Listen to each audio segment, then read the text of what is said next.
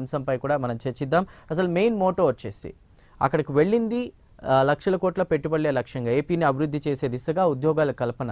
ఇప్పటికే వాళ్ళు చెప్తున్నటువంటి పరిస్థితి 4 లక్షల ఉద్యోగాలు ఇచ్చాం, మా టార్గెట్ 2 మిలియన్స్ దాదాపు ఉద్యోగాల కల్పనే అని చెప్తున్నారు.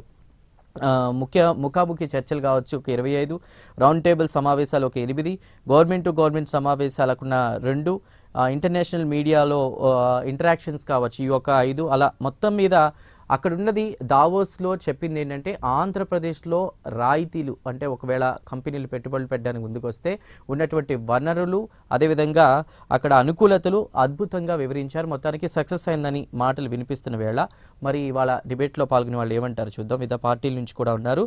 మనకి ముందుగా బండారు వంశీకృష్ణ గారు ఉన్నారు, తెలుగు యువత రాష్ట్ర ప్రధాన కార్యదర్శి. వంశీకృష్ణ గారు నమస్కారం, వెల్కమ్ టు ప్రైమ్ డిబేట్. నమస్తే అండి.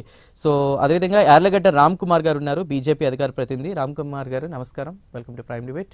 మరికొద్దిసేపట్లో మనకి రమణ్ రావు యాదవ్ గారు జాయిన్ అవుతారు, వైసీపీ అధికార ప్రతినిధి. అదేవిధంగా సుంకర కృష్ణవేణి గారు జాయిన్ అవుతారు, జనసేన నాయకురాలు.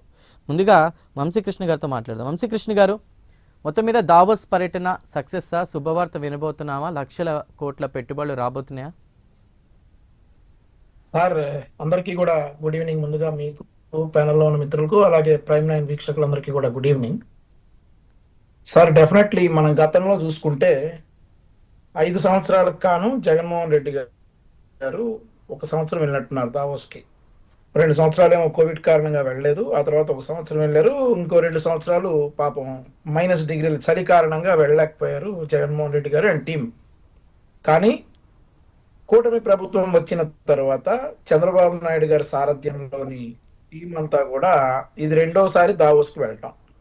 అయితే దావోస్కి వెళ్ళారు, ఇంకా తిరిగి రాక ముందే మన రాష్ట్రంలో ఉన్నటువంటి ఒక పార్టీ ఏం ప్రచారం చేస్తా ఉందంటే విమాన ఖర్చులకు కూడా డబ్బులు గిట్లేదు అన్నట్లుగా ప్రచారం చేస్తా ఉన్నారు ఒక పార్టీకి సంబంధించి. దండగా అంటున్నారు.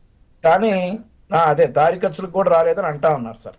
ఇప్పుడు 2025 జనవరి 18వ తారీఖు నుండి 23వ తారీఖు వరకు ముఖ్యమంత్రి గారి టీం దావోస్లో పర్యటించినప్పుడు కూడా ఇట్లాంటి మాటలే మాట్లాడారు. అయితే ఈరోజు మేము ఆన్ పేపర్ చెప్తాం, దావోస్ నుండి మేము తీసుకొచ్చినటువంటి పెట్టుబడులు ఏంటనేది ఆన్ పేపర్ చెప్తాం. రేడాన్ ఇన్ఫోటెక్ ప్రైవేట్ లిమిటెడ్ 1,33,000 కోట్ల పెట్టుబడితో 200 మందికి ఎంప్లాయ్మెంట్ ఇస్తా ఉంది.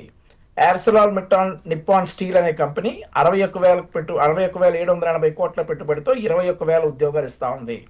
ఆ తర్వాత LG electronics, LG vendors, ReNew photoelectrics, ReNew Vikram Shakti, ఆ తర్వాత ReNew Vyom power, JSW industrial park, ఇవన్నీ కూడా మనకు వచ్చింది government of Andhra Pradesh investments world economic forum 2025లో పాల్గొనడం వల్ల మనకు వచ్చినటువంటి ఇన్వెస్ట్మెంట్స్ ఎంత అంటే 2,36,576 కోట్ల రూపాయల ఇన్వెస్ట్మెంట్స్ వచ్చి 1,33,322 ఉద్యోగాలు 2025లో వచ్చాయి.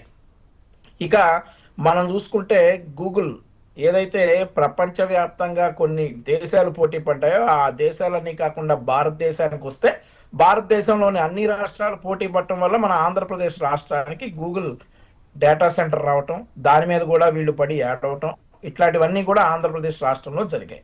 మరొకసారి మనకు అవకాశం వచ్చింది 2026లో కూడా చంద్రబాబు నాయుడు గారి సారథ్యంలో నారా లోకేష్ గారు టీం లీడ్గా ఆయన దావోస్లో పర్యటించి 44 కంపెనీలతోటి వాళ్ళు 44 మీటింగ్స్ పెట్టుకుని ఇప్పుడు ఏం సాధించబోయారనేది ఆంధ్రప్రదేశ్ రాష్ట్రానికి వచ్చి ప్రెస్ మీట్ ద్వారా తెలియజేస్తారు. కానీ ఒక విషయం ఏంటంటే సార్, ఈరోజు దావోస్లో పర్యటించినటువంటి అన్ని దేశాల ప్రతినిధులతో కావచ్చు, లేదంటే భారతదేశం నుండి వెళ్ళినటువంటి ప్రతినిధులతో కావచ్చు, అక్కడ ఆంధ్రప్రదేశ్ రాష్ట్రమే హైలైట్ అయింది అంటే దానికి కారణం బ్రాండ్ సిబిఎన్ అనే మనం చెప్పుకోవచ్చు. అక్కడ చూసుకుంటే దావోస్ మ్యాన్ గా కూడా చంద్రబాబు నాయుడు గారిని అన్నటువంటి పరిస్థితి. అదే విధంగా లోకేష్ గారు కూడా ఆయన అత్యంత బిజీగా ఈ 4 రోజులు చాలా బిజీగా గడిపి ఆంధ్రప్రదేశ్ రాష్ట్రానికి తేవాల్సినటువంటి పెట్టుబడులు ఏ మాత్రం రాజీ పడకుండా వారికి కావాల్సినటువంటి రాయితీలు ఇస్తూ ఈరోజు ఆంధ్రప్రదేశ్ రాష్ట్ర పురోగతిని ముందుకు తీసుకెళ్ళడానికి విశ్వ ప్రయత్నాలు చేశారు, సక్సెస్ అయ్యారు. రైట్, ఓకే, మాట్లాడదామండి. మనకి వైఎస్ఆర్సీపీ నుంచి వైఎస్ఆర్సీపీ అధికార ప్రతినిధి బొట్ల రామారావు గారు జాయిన్